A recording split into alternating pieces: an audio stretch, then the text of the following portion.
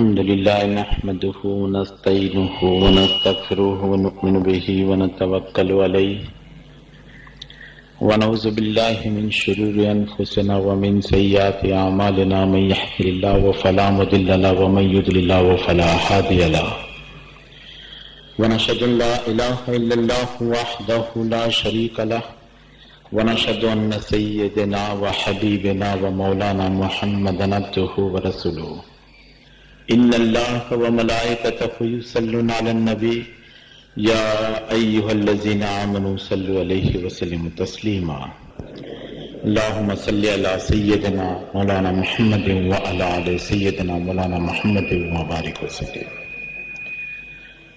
فأعوذ بالله من الشيطان الرجيم. بسم الله الرحمن الرحيم. لقد جاءكم رسول من أنفسكم عزيز عليه ما عنيتم حريص عليكم بالمؤمنين رؤوف رحيم فإن تولوا فقل حسبي الله لا إله إلا هو عليه توكلت وهو رب العرش العظيم. صدق الله العلي العظيم وصدق رسوله النبي الكريم ونحن على ذلك من الشاهدين والشاكرين والحمد لله رب العالمين. محترم بزرگوں، دوستوں، معزز خواتین، میری ماں اور بہنوں، پیارے بچوں، ہر سال تو ہمارے یہاں مہاراج کالج میں صرف 3 پروگرام ہوتے ہیں، مگر کچھ لوگوں نے پچھلے سال میلاد کا بھی پروگرام ہوگا یہ سمجھ کر گھر پر تلاش کی، فون کیا، احساس ہوا کہ یہ بھی ایک ایسا دن ہے کہ جس میں کچھ باتیں ضرور پیش کی جائے، لہذا یہ آپ کے سامنے چھوٹا سا ایک جلسہ آپ کے سامنے پیش کیا جا رہا ہے. میں نے جو کچھ کتابیں جو پڑھی ہے سیرت کے بارے میں، اس میں سے جو بھی اللہ تبارک تعالیٰ مجھے یاد دلائے گا آپ کی خدمت میں پیش کرتا چلوں گا. حضرت ابراہیم علیہ السلام کے بعد کافی پیغمبر آئے، یہاں تک کہ حضرت عیسیٰ علیہ السلام تک ابراہیم علیہ السلام کے بیٹے حضرت اسحاق علیہ السلام کے خاندان میں سے ایک کے بعد ایک پیغمبر آتے گئے، اور حضرت اسماعیل علیہ السلام کے خاندان پشت با پشت چلتے ہوئے رسول کریم صلی اللہ تعالی علیہ وسلم کی آمد کا جو بڑی 4 کتابیں ہمارے رات کے سامنے جس کو ہم جانتے ہیں، اس کے پہلے قرآن شریف کے پہلے کی 3 کتابیں جو ہیں اس میں پیشین گوئی کی گئی تھی، اور اس پیشین گوئی میں یہ بھی بتایا گیا تھا کہ آپ کی سیرت کیسی ہوگی، آپ کی صورت کیسی ہوگی، آپ کے خصائل اور آپ کی عادت شریفہ کیسی ہوگی، یہ سب چیز کا ذکر اس میں تھا. قرآن کریم تو خود رسول پاک صلی اللہ علیہ وسلم پر نازل کی ہوئی مقدس کتاب ہے، جو ساری کتابوں کی ماں ام الکتاب اس کو ہم کہتے ہیں. صرف یہ نہیں کہ پیغمبروں پر جو نازل کی گئی اسی میں ہو، بلکہ ہمارے ہندو بھائیوں کی کتابوں میں بھی نبی کریم صلی اللہ علیہ وسلم کی آمد کے بارے میں پیشین کوئی میں نے پڑھی ہے. اس میں یہ بتایا گیا تھا کہ شمبل دیش میں، شمبل عرب کے علاقے کو کہتے ہیں، جہاں کھجوری کے بہت سارے درخت ہوں گے، جھونڈ کے جھونڈ، وہاں ایک شخص ہوگا جس کا نام ہوگا ایشور داس، ماں کا نام ہوگا سومتی، اور اس کی یہاں پر ایک لڑکا پیدا ہوگا جس نے اس کی فرما برداری کی، وہ کامیاب ہو جائے گا. میرے پاس وقت نہیں تھا، ورنہ وہ سنسکرت کے جو شلوک ہے وہ بھی میں لا کر آپ کو سنا دیتا. ترجمہ اس کا آپ سن لیجئے. ایشور ہندو بھائیوں کے یہاں پہ خدا کا دوسرا نام ہے. بھگوان لفظ ہے، یہ بھاگیوان سے نکلا، بہت بڑی قسمت والا شخص. مگر ایشور ہے اس کے لیے کہا جاتا ہے کہ جس کا دیہ نشور ہو، یعنی جس کو جسم نہ ہو، ختم ہونے والا نہ ہو، اس کو ایشور کہتے ہیں۔ داس کی معنی ہوتے غلام کے، ایشور یعنی اللہ ہوا، اور داس کی معنی ہوئے غلام کے، بندے کے ہوئے۔ ترجمہ اس کا اگر صحیح معنی میں کیا جائے تو عبداللہ یہ لفظ آئے گا۔ سومتی جو ہے اس کا عربی میں ترجمہ اگر کیا جائے تو اس کی معنی یہ ہوگی آمینہ، لفظ آمینہ آئے گا۔ بیٹے کا نام اس کتاب میں لکھا ہوا ہے محمد۔ مہا کی معنی ہوتے بہت بڑے کے، اور مد کی معنی ہوتے بہت طاقتور کے۔ محمد، ہم لوگ اسی لفظ کو محمد صلی اللہ تعالی علیہ وسلم کے نام سے پہچانتے ہیں۔ یہ ہندو شاستروں کی بات ہوئی۔ بائبل میں بھی نبی کریم صلی اللہ علیہ وسلم کا ذکر ہے، لفظ احمد اس میں صاف لکھا ہوا ہے۔ توریت میں بھی یہی لفظ ہے، زبور میں بھی یہی لفظ۔ اللہ کے رسول صلی اللہ تعالی علیہ وسلم کا آمد کا وقت جو ہے، اس زمانے میں عرب میں 4 قبیلے بڑے بڑے مشہور قبیلے تھے۔ دشمنی اتنی تھی آپس میں جہالت کی وجہ سے کہ ایک آدمی دوسرے کا جب دشمن ہو جاتا تو اس کے یہاں پر جب اولاد پیدا ہوتی تو بیوی اس کی بچے کو لوری سناتے ہوئے یہ کہتی، اس میں الفاظ یہ ڈالتی کہ تیرے باپ کا یہ دشمن ہے فلاں آدمی، جب بڑا ہوگا تو تو جب تک اس کو قتل نہیں کرے گا میں تیرے کو اپنا دودھ معاف نہیں کروں گی، بخشوں گی نہیں۔ یہاں تک کہ یہ جہالت تھی۔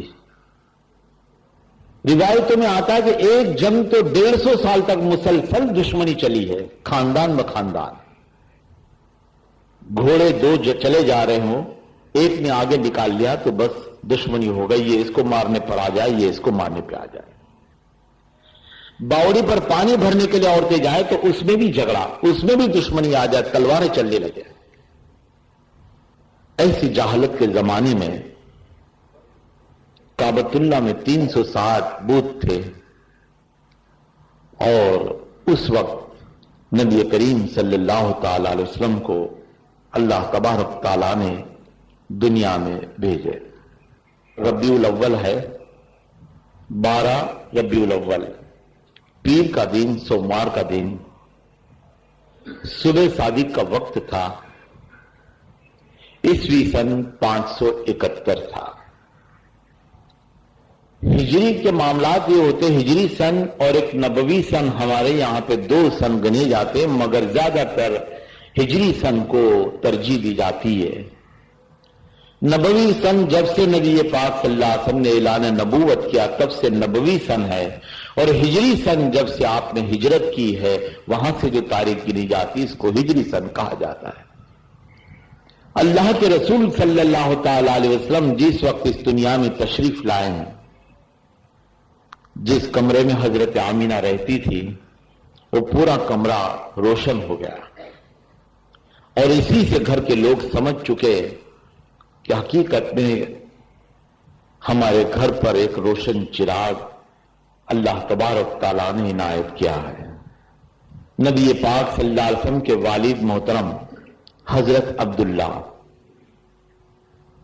جس زمانے میں ان کی شادی کی بات چیت طے ہوئی، مکہ معظمہ سے جس وقت وہ کعبۃ اللہ کے پاس سے گزر رہے تھے، سیرت کی کتابوں میں یہ واقعہ لکھا ہوا ہے جس میں ایک فاطمہ بنت مرہ نام کی ایک خاتون کعبۃ اللہ کے باہر کھڑی تھی۔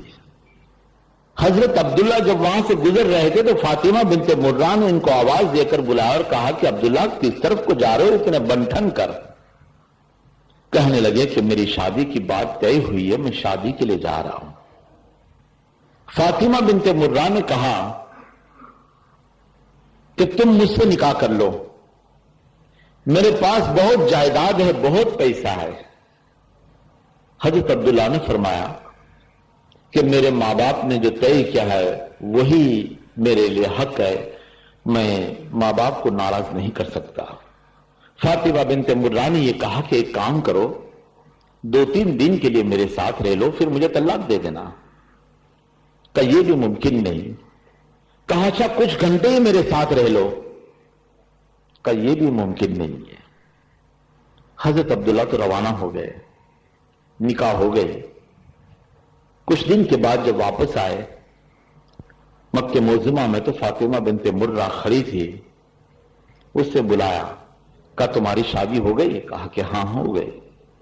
کس سے ہوئی؟ تو فلاں قبیلے سے, آمینہ کے ساتھ. فاطمہ بنت مرہ نے کہا کہ اچھا ایک بات تو بتاؤ مجھے کہ کیا تمہیں اس وقت یہ شک تھا کہ میں کوئی بری نظر کی عورت ہوں؟ کہ میں اس کا کچھ نہیں جانتا. مطلب کیا کہنا چاہتی ہو تم؟ تو فاطمہ بنت مرہ نے کہا کہ جس وقت تم شادی کے لیے جا رہے تھے تو تمہاری پیشانی پر نور نبوت کو میں نے چمکتے ہوئے دیکھا. میں نے کتابوں کا مطالعہ کیا ہے.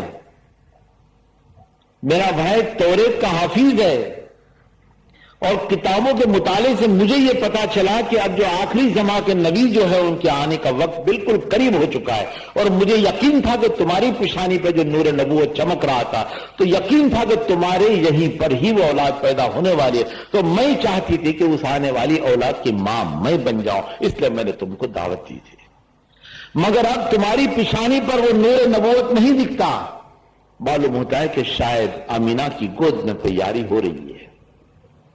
اتنی پیشین گوئی پہلے سے ہو چکی تھی. اس کے بعد رسول پاک صلی اللہ علیہ وسلم دنیا میں تشریف لے آئے اور آپ کی مقدس زندگی کے کئی واقعات ہیں. پوری سیرت کی کتابیں صرف عرب کے لوگوں نے نہیں, دنیا کے ہر ملک کے بڑے بڑے لوگوں نے نبی پاک صلی اللہ علیہ وسلم کی مقدس زندگی پر بہت کچھ لکھا ہے. ہمارے ہندوستان میں پنڈت سندر لال نے بھی کافی ان کی چیزیں لکھی ہے نبی پاک صلی اللہ علیہ وسلم کی. میں آپ کے سامنے کچھ واقعات پیش کر دوں جس میں یہ چیز جو ہے آپ کی سمجھ میں آ جائے کہ اللہ کے رسول صلی اللہ علیہ وسلم نماز, روزہ, زکوٰۃ, حج یہ تو فرض چیزیں ہیں. اس کے سوا بھی اخلاق کا بہت اونچا معیار ہم کو اور آپ کو سمجھا کر گئے. فرض کی جتنی چیزیں ہیں وہ الگ ہے. میں دوسرا پہلو آپ کے سامنے پیش کرتا ہوں اور وہ پہلو خاص طور پر آپ کی مقدس زندگی کے اندر جو آپ نے اخلاق کے جو بہترین معیار جو آپ نے بتایا ہے وہ میں آپ کے سامنے پیش کرنے کی کوشش کروں گا. رسول پاک صلی اللہ علیہ وسلم دائی حلیمہ ان کو اپنے گھر لے گئی تھی کیونکہ وہ غریب خاتون تھی. دودھ پلا کر جو کچھ اس کو رقم ملتی تھی اس سے وہ گزارا کرتی تھی. دائی حلیمہ کو مکہ معظمہ میں اس وقت کوئی بچہ نہیں ملا. آخر یہاں پر آئی اور نبی کریم صلی اللہ علیہ وسلم کو دیکھ کر جیسے سینے سے لگایا کہ دودھ کا بہنا شروع ہو گیا. دائی حلیمہ کہتی ہے کہ میں جس اونٹنی پر سوار ہو کر آئی تھی وہ بڑی کمزور تھی, چل نہیں سکتی تھی. مگر اس بچے کا معجزہ یہ ہے کہ جیسے میں نے اس میں گود میں لے لیا اور جیسے اونٹنی پر میں سوار ہوئی تو میری یہ مردار اونٹنی میں اتنی طاقت آ گئی کہ سب سے آگے چل کے جا رہی تھی. اللہ کی یہ شان تھی. سیرت کی کتاب میں ایک واقعہ لکھا ہے. حضور صلی اللہ تعالی علیہ وسلم کی عمر تقریباً 1.5 سال کی ہوگی. دودھ کے کچھ دانت پھٹے ہوئے تھے. دائی حلیمہ کی ایک بیٹی تھی جس کا نام تھا بی بی شیمہ. 7-8 سال کی عمر کی یہ بچی حضور صلی اللہ علیہ وسلم کو اپنے کندھے پہ بٹھا کر لے جا رہی ہے. شام کا وقت تھا, باہر ایسے گھمانے کے لیے لے جا رہی ہے. اچانک یہ ہوا کہ نبی پاک صلی اللہ علیہ وسلم نے کندھے پر ایسے ان کے سر مبارک رکھے ہوئے تھے. نیند آ گئی تھی مگر اچانک معلوم نہیں کیوں جگ گئے اور بی بی شیمہ کے کندھوں کے اوپر اپنے دانت چبا دیے. دانت کے چبتے ہی بی بی شیمہ کو خون نکلنا شروع ہو گیا, داغ لگ گیا اور بی بی شیمہ دوڑتی ہوئی گھر آئی. دائی حلیمہ سے اس سے کہا کہ ماں میرے بھائی نے میرے سر کندھے پہ مجھے کاٹ لیا ہے, خون جا رہا ہے. اسی وقت مٹی کو بھگا کر کندھے پہ لگا دی گئی, نشان رہ گیا. اس کے بعد تقریباً 50 سال گزر گئے. جنگ حنین کے موقع کے اوپر حضور پاک صلی اللہ تعالی علیہ وسلم کے سامنے काफी कैदियों को गिरफ्तार करके लाए गए। एक साहबी आकर अर्ज करते हैं कि सरकार, इन कैदियों में एक बुरी औरत भी है, वो ये कह रही है कि तुम्हारे पैगंबर की मैं बहन होती हूं, मुझे उसके पास ले चलो। नबी पाक सल्लल्लाहु अलैहि वसल्लम फरमाते हैं, कौन है, बुला लाओ इसे। बीवी शैमा आती है। हुजूर पाक सल्लल्लाहु अलैहि वसल्लम बचपन में इनको देखे हुए, इसके बाद तो कभी देखा नहीं। बचपन का आलम और बुढ़ापे का आलम जमीन आसमान का फर्क है। आप सल्लल्लाहु अलैहि वसल्लम ने सवाल किया, कौन हो तुम मां? कहा भाई आप मुझे नहीं पहचानते? आप सल्लल्लाहु अलैहि वसल्लम फरमाया कि नहीं। कहा मैं बीवी शैमा हूं, दाई हलीमा की बेटी। आपको याद है बचपन में शायद बहुत छोटे थे, देखिए मेरे कंधे पर आपके दांत मुबारक लगे तो उसके निशान तक मौजूद है। इतना कह के सब कपड़ा हटा के बताया। नबी पाक सल्लल्लाहु अलैहि वसल्लम ने जब ये देखा तो आपने फरमाया, अच्छा अच्छा मुझे याद आ गया। अपनी काली कमली को कंधे से उतार कर जमीन पे बिछा दी और फरमाने लगे कि बैठ जाओ इस पर। जिस वक्त बीबी शैमा उस पर बैठी है, खुदा की कसम सीरत की किताब में ये लफ्ज लिखे हुए हैं कि वो कमली थे कि जिस पर बड़े बड़े फरिश्ते बैठने की आरजू रखते थे, उस पर बीबी शैमा को नबी पाक रसम ने बिठाया। अल्लाह के रसूल सल्लल्लाहु अलैहि वसल्लम की अखलाकों में से एक अखलाक। उसके बाद आपने फरमाया कि बहन तुम क्या चाहती हो? यहां रहना चाहती हो तो तुम्हारा हर बंदोबस्त हो जाएगा। अपने गांव वापस जाना चाहती हो तो वहां तक का बंदोबस्त कर दूं।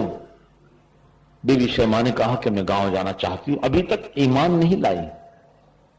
मगर अल्लाह की शान देखिए, रास्ते में इनके दिल में एक तड़प पैदा हो गई और वो ईमान वो लेकर आए और अल्लाह के नाम का, रसूल पाक सल्लल्लाहु अलैहि वसल्लम के नाम का कलमा पढ़ लिया। अल्लाह के रसूल सल्लल्लाहु अलैहि वसल्लम के अखलाकों में से ये नहीं था कि आप हर हमेशा बिल्कुल ऐसी हालत में रहे कि बस किसको बात करने के लिए भी डर लगे। नहीं, खुश मिजाज, खंदा पेशानी, बहुत अच्छी तरह से मोहब्बत से बात करना। रास्ते से चले तो कोई पहचान नहीं पाता था कि इसमें हुजूर पाक सल्लल्लाहु अलैहि वसल्लम कौन है। बहुत धीमी चाल, लोगों के साथ बैठते तो ये पता लगाना मुश्किल था कि इसमें से सरदार कौन है और इसके गुलाम कौन है। इतना बेहतरीन अखलाक हुजूर पाक सल्लल्लाहु अलैहि वसल्लम का, और सहाबाए किराम को भी इसी में से अखलाक आपने इनायत फरमाए थे।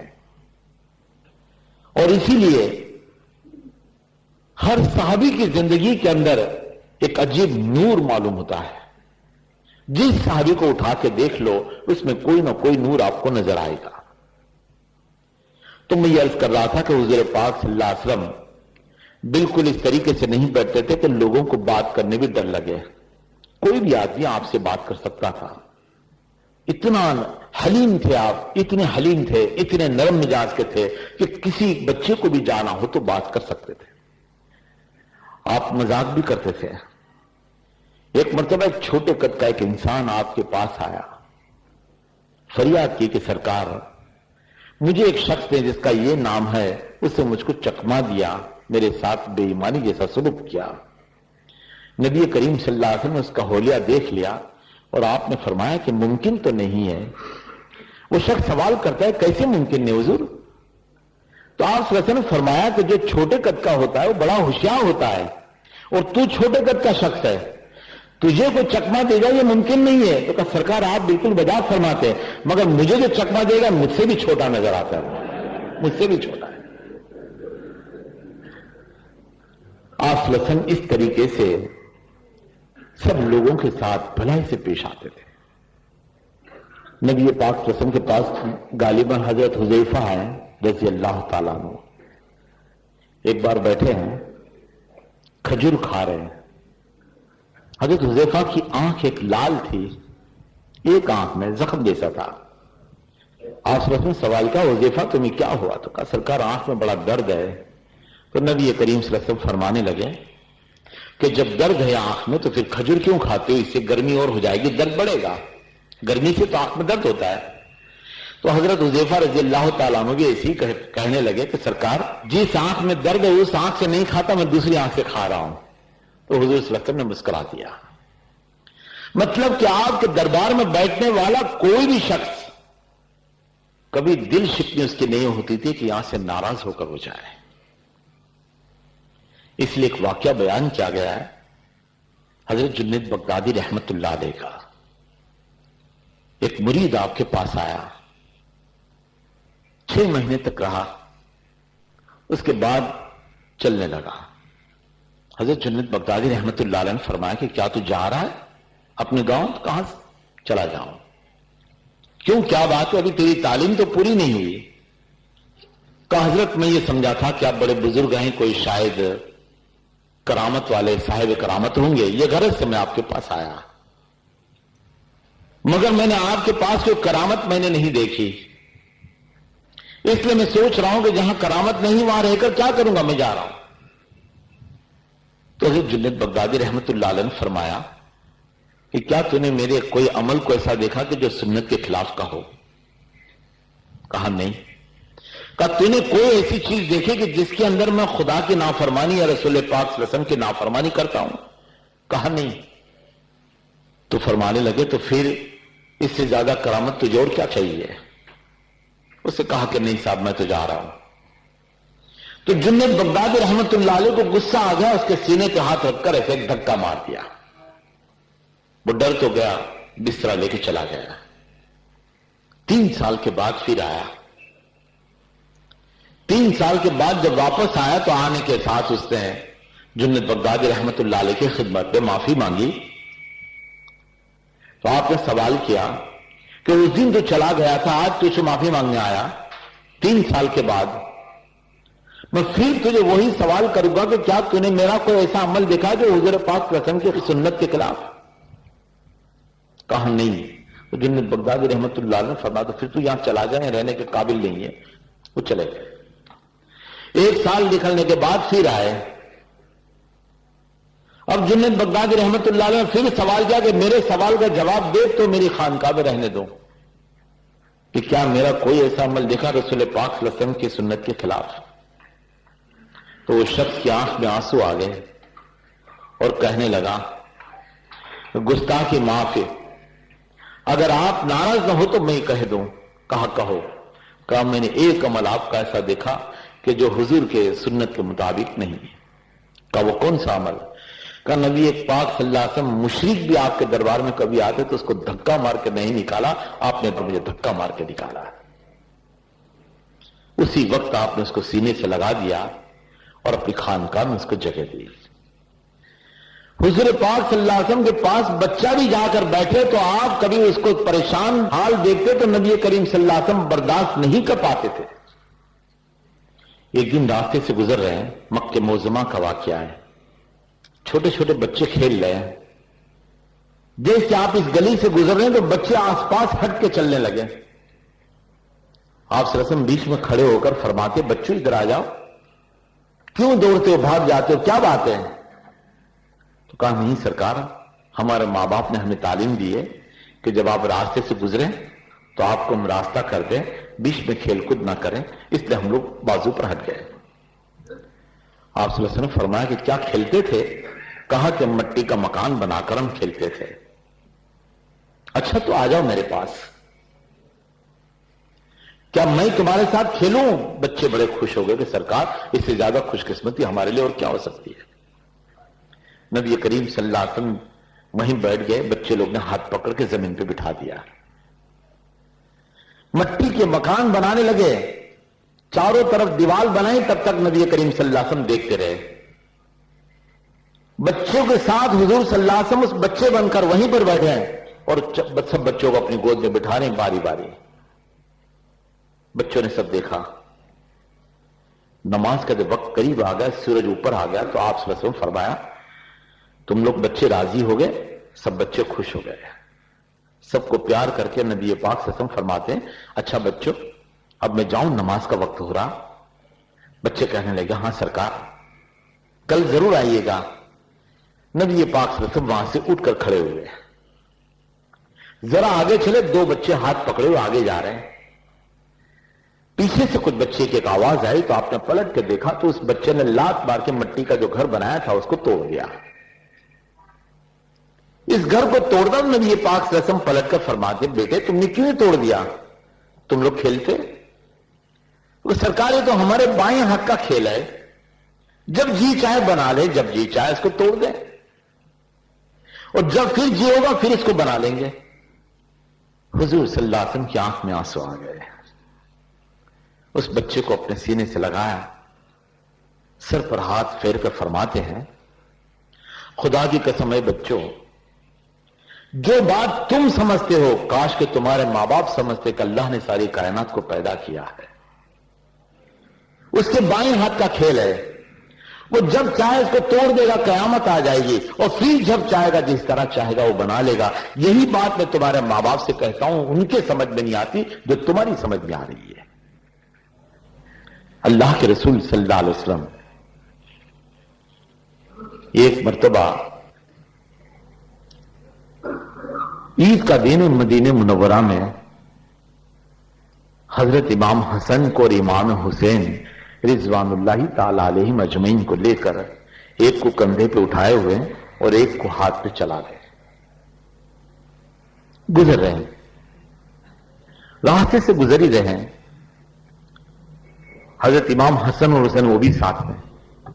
اللہ کی شان دیکھیے کہ نبی کریم صلی اللہ علیہ وسلم نے دیکھا کہ کافی لوگ جس کے پاس نئے کپڑے نئے اور جس کے پاس نئے نہیں ہیں پرانے مگر دھوئے ہوئے کپڑے پہن کر عیدگاہ کی طرف نماز کے لیے جا رہے ہیں۔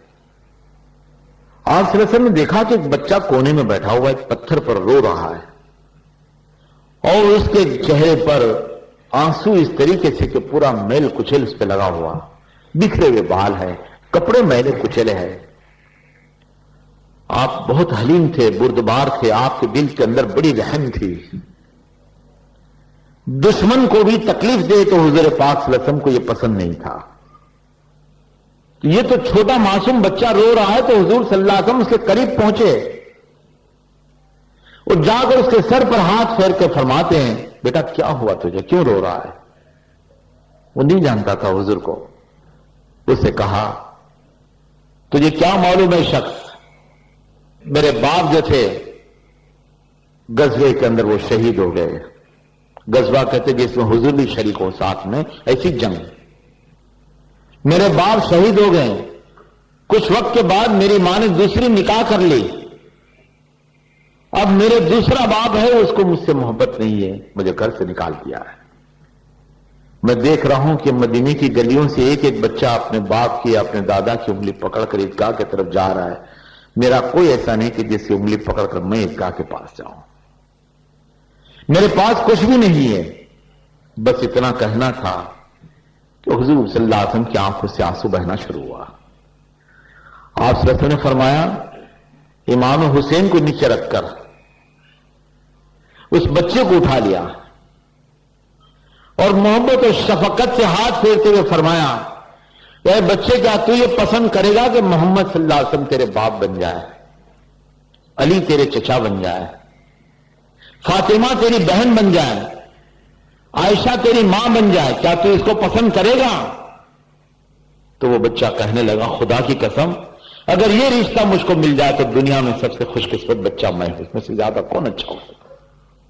گھر لے چلے، عائشہ صدیقہ رضی اللہ تعالیٰ عنہ سے فرمایا کہ اس کو نہلا دو اور حضرت حسن کے جو کپڑے اس کو پہنا دو، کپڑے پہنا دیے، اور جب وہ عیدگاہ کی طرف وہ جا رہا ہے تو حضرت شہاب الدین کلیوبی رحمۃ اللہ علیہ فرماتے ہیں کہ اس وقت اس کی یہ شان تھی کہ وہ بچہ سب سے زیادہ اپنے آپ کو عظمت والا سمجھتا تھا، کیونکہ اس سے دنیا کی سب سے بہترین ہستی کی انگلی پکڑی ہوئی تھی، اس کو لگتا تھا کہ آج میں سب سے جتنے دنیا کے خوش قسمت بچے سب سے زیادہ خوش قسمت میں ہوں، اور جا رہا ہے عیدگاہ کی طرف۔ اللہ کے رسول صلی اللہ علیہ وسلم کی یہ شان تھی، آپ نے لوگوں کے ساتھ بھلائی کی ہے، اور بھلائی کا یہ عالم کہ دشمن کے ساتھ میں بھی آپ نے بھلائی کی ہے۔ عبداللہ ابن ابی نام کا ایک منافق تھا، بخاری شریف میں آپ کو یہ حدیث ملے گی جس میں یہ واقعہ پورا بیان کیا گیا ہے۔ عبداللہ ابن ابی کے بیٹا تھا، اس کا نام عبداللہ رضی اللہ تعالیٰ عنہ، وہ صاحب ایمان تھے۔ عبداللہ ابن ابی بھی کہتا تھا کہ میں مسلمان ہوں، مگر دل کے اندر اس کے نفاق تھا، اسلام سے کوئی دلچسپی نہیں تھی، مسلمانوں سے کوئی گہرا تعلق نہیں تھا، وہ تو فتنہ ڈالنے کی ہی کوشش کرتا تھا۔ ایک مرتبہ کی بات ہے کہ حضرت عبداللہ رضی اللہ تعالیٰ عنہ نبی کریم صلی اللہ علیہ وسلم کی خدمت اقدس میں حاضر ہو کر کہتے ہیں، سرکار میرے باپ کی طبیعت بڑی خراب ہے، ایسے محسوس ہوتا ہے کہ 1-2 دن میں اس کا انتقال ہو جائے گا، اب اس کے بچنے کی کوئی امید نظر نہیں آتی۔ نبی کریم صلی اللہ علیہ وسلم نے فرمایا، تو کیا چاہتے ہو تم عبداللہ؟ تو حضرت عبداللہ رضی اللہ تعالیٰ عنہ کہنے لگے کہ سرکار جب میرے باپ کا انتقال ہو جائے، میں جانتا ہوں کہ یہ منافق ہے، یہ بھی جانتا ہوں کہ آپ کا دشمن ہے، یہ بھی جانتا ہوں کہ مسلمانوں کا بھی دشمن ہے، مگر سرکار اتنا کرم ہو جائے کہ میں اس کا بیٹا ہوں، وہ میرا باپ ہے، دنیا کا ایک رشتہ ہے، میں جانتا ہوں کہ اس سے جو دشمنی کی منافقیت کی قبر کے اندر اس کے پر عذاب آئے گا، قیامت کا تو حساب اللہ بہتر جانے، مگر آپ نے جو فرمایا اس سے معلوم ہوتا ہے کہ میرا باپ مستحق ہے اس عذاب کا، مگر سرکار کیسے بھی میں اس کا بیٹا ہوں، میں کیسے برداشت کر سکتا ہوں اس کو، آپ مجھ پہ تھوڑا سا کرم فرما دیں کہ میرے باپ کا عذاب اس سے بچ جائے۔ نبی پاک صلی اللہ علیہ وسلم فرمانے لگے، کیا چاہتے ہو تم؟ کہ سرکار آپ کا پہرن مبارک آپ دے دیں، اسی کا کفن میرے باپ کو دے دوں گا تو کم از کم اس کی حرمت کے صدقے میں عذاب کے فرشتے قریب نہیں آئیں گے اور میرا باپ قبر کے عذاب سے بچ جائے گا۔ دنیا میں یہ قانون ہے، اگر دشمن کے سامنے دشمن آ گیا تو بدلہ لینے پر ہی آمادہ ہو جائیں گے دونوں، وہ کہے مار یا مر۔ اسلام کا یہ قانون ہے، 2 چیز کو یاد رکھو، 2 چیزوں کو بھول جاؤ۔ ایک تو اللہ کو ہر ہمیشہ یاد رکھو، دوسری موت کو یاد رکھو۔ اللہ کو یاد رکھو گے تو اس کا خوف دل میں رہے گا، اس کا ذکر بھی رہے گا اور ساتھ ساتھ میں گناہ سے بچ جاؤ گے۔ اور موت کی اگر یاد ہر ہمیشہ رہی تو دل کے اندر ایک غم رہے گا، ایک فکر رہے گی کہ ہمیں اس دنیا سے جانا ہے، تو ہم کو کم از کم گناہوں سے بچ جائیں گے، اتنی بچت ہو جائے گی۔ 2 چیزوں کو یاد رکھو، اور 2 بھول جانے والی ہے۔ ایک تو وہ کہ آپ نے کسی پر احسان کیا تو اس کو بھول جاؤ، اور دوسرا یہ کہ کسی نے آپ کو ستایا ہے تو اس کو بھی تم بھول جاؤ۔ مگر آج کیا ہے؟ الٹا ہے، اللہ کو بھلا دیا، موت کو بھلا دیا۔ کسی پر احسان کیا تو جب تک بدلہ نہ لے لیں اس وقت تک دل کو چین نہیں ملتا، اور اگر کسی نے ستایا تب بھی اس کا بدلہ لینے کے لیے ہم آمادہ ہو جاتے ہیں۔ رسول پاک صلی اللہ علیہ وسلم کا تو عمل تھا یہ، آپ نے یہ کر کے بتایا، دشمن کے ساتھ بھی بھلائی کرو، دشمن کے ساتھ بھی بھلائی۔ آپ نے فرمایا کہ اچھا عبداللہ، جب یہ واقعہ تیرے گھر گزرے تو مجھے خبر کر دینا۔ دوسرے دن حضرت عبداللہ رضی اللہ تعالیٰ عنہ آ کر کہتے ہیں کہ سرکار میرے باپ کا انتقال ہو چکا ہے۔ آپ نے فرمایا کہ اچھا پہرن منگا دیتا ہوں۔ آپ نے حضرت بلال حبشی سے فرمایا کہ پہرن میرا لے آؤ۔ حضرت عبداللہ کہتے ہیں کہ سرکار گھر پر پہرن وہ نہیں، آپ کے جسم مبارک جو پہنا ہوا ہے، پہنا ہوا پہنن چاہیے، دھویا ہوا پہرن نہیں چاہیے۔ تو آپ سے فرمایا کہ اچھا چادر لے آؤ، کندھے پہ چادر ڈال دی اور اس پہرن مبارک کو نکال کر اسی وقت دے دیا، اور فرمانے لگے کہ اے عبداللہ، جب تمہارے باپ کے غسل اور کفن ہو جائے تو مجھے بلا لینا۔ عمر ابن خطاب رضی اللہ تعالیٰ عنہ بازو میں کھڑے فرمانے لگے کہ سرکار آپ یہ کیا کر رہے ہیں؟ یہ عبداللہ ابن ابی اسلام کا دشمن، اس کو آپ پہرن دے رہے ہیں۔ نبی پاک سے فرمایا کہ عمر تم خاموش ہو جاؤ۔ پہرن لے کر حضرت عبداللہ گئے، دوپہر کا وقت تھا، واپس آئے کہ سرکار غسل کا کام ہو چکا ہے، کفن کا بھی کام ہو چکا ہے، بس آپ تشریف لائیے اللہ کے رسول صلی اللہ علیہ وسلم کے گھر پر۔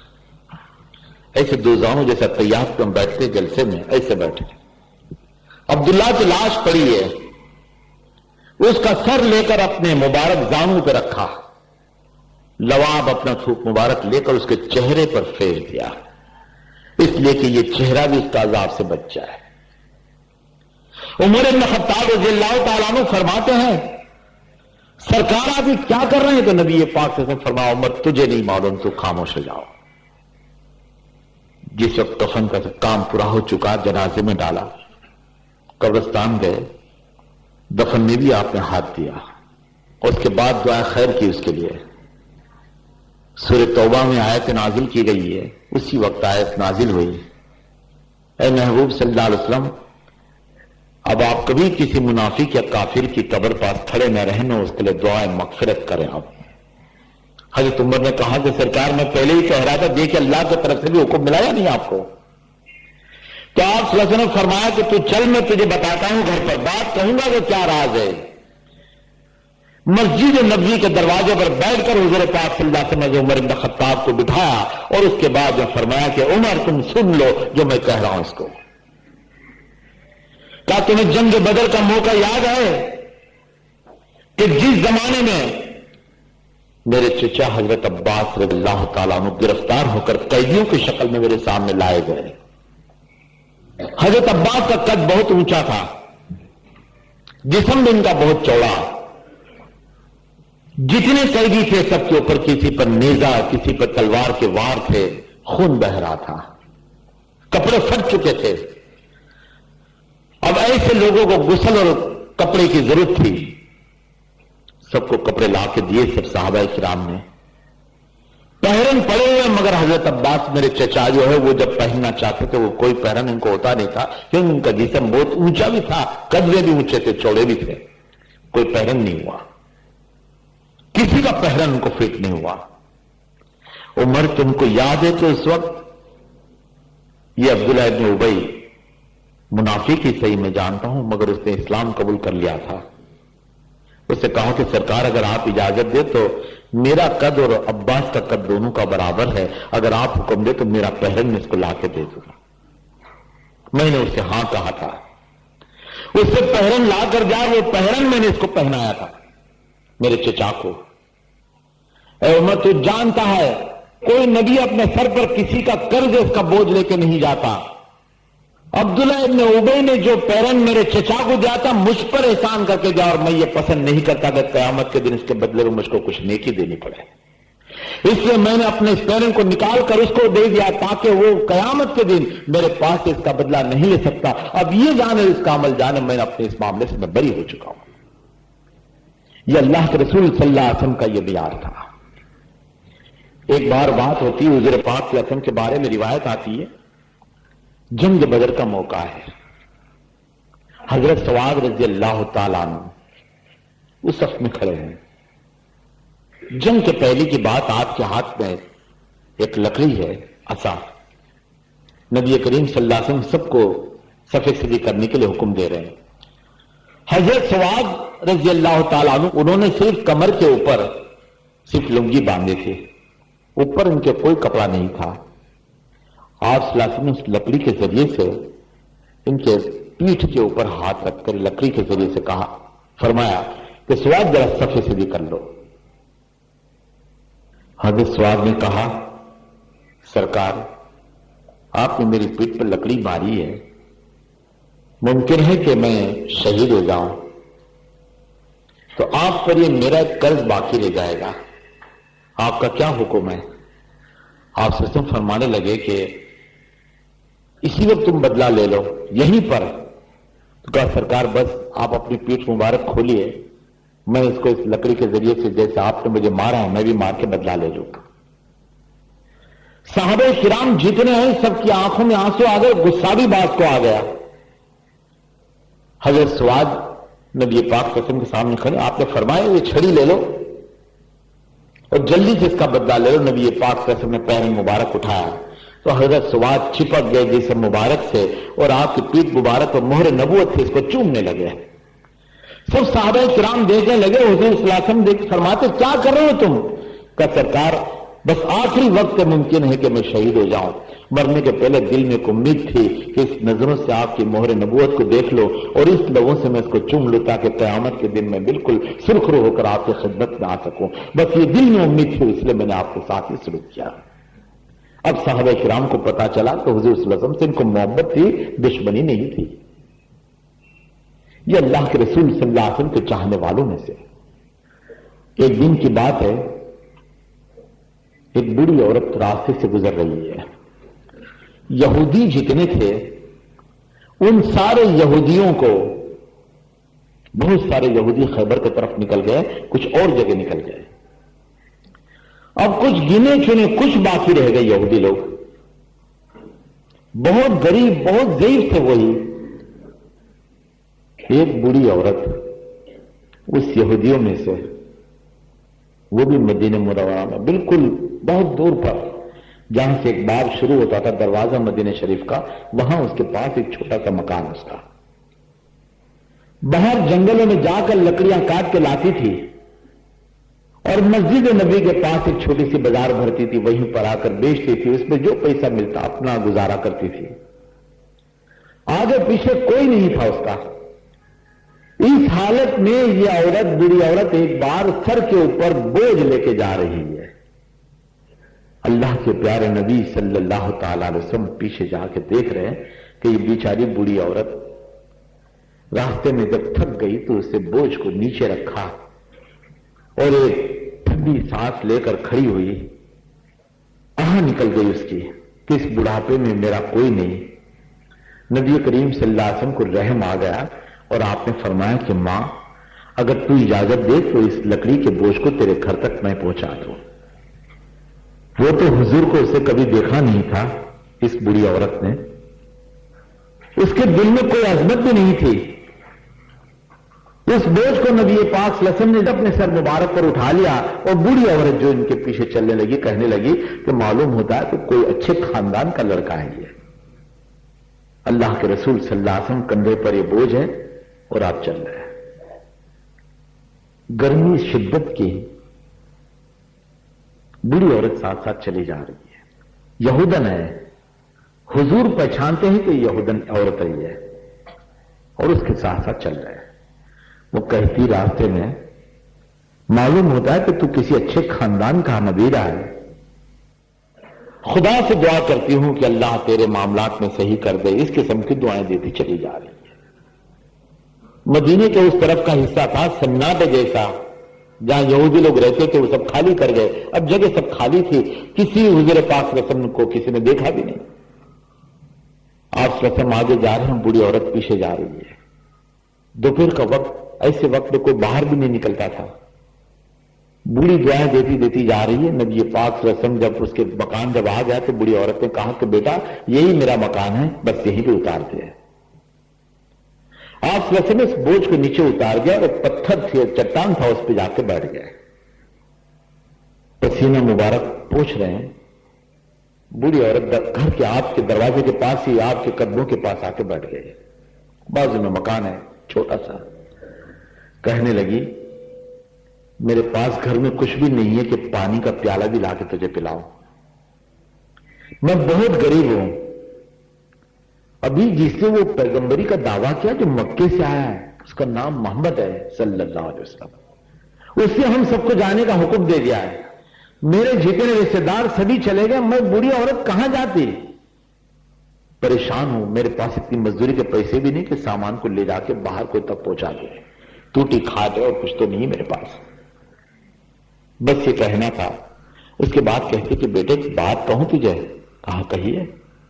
کہا تیرا چہرہ دیکھ کے معلوم ہوتا ہے تو اچھے خاندان کا ہے. میں اور تو کچھ نہیں دے سکتے، ایک نصیحت تجھے دیتی ہوں، اور وہ نصیحت یہ ہے کہ تو دنیا کی بات کو ماننا مگر تو اس محمد کی بات کو مت ماننا، یہ تجھ کو گمراہ کر ڈالے گا. آج کوئی میرے جیسے آدمی کو بھی آ کے کوئی کہہ دے تمہاری تقریر میں غلطی ہے تو غصہ آ جائے گا. اور اتنی چھان بین کر کے بات لے کر آئے اور غلطی کہاں سے آ گئے؟ اتنے بڑے مقدس پیغمبر ہے، اس کے سامنے ایک ادنا بوڑھی عورت، کمزور عورت یہودن حضور پاک صلی اللہ علیہ وسلم کو یہ کہہ رہی کہ اس کی بات کو مت ماننا، مگر سرکار صلی اللہ علیہ وسلم کی پیشانی پر بل تک نہیں پڑتا. پسینہ پوچھتے ہیں آپ.